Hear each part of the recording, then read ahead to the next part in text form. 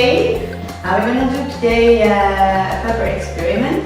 So what we need is white plate, some motion soap, some water, and some paper here. So let's begin to put the water here.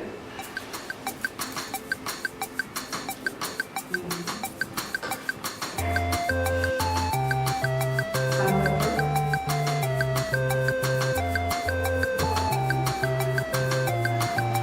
I'm gonna put my finger in the middle here.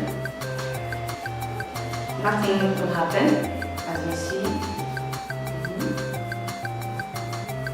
And then I'm gonna put some soap.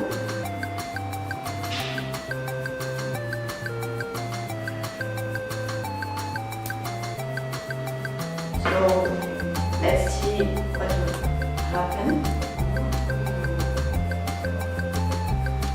The paper here go in some different direction here.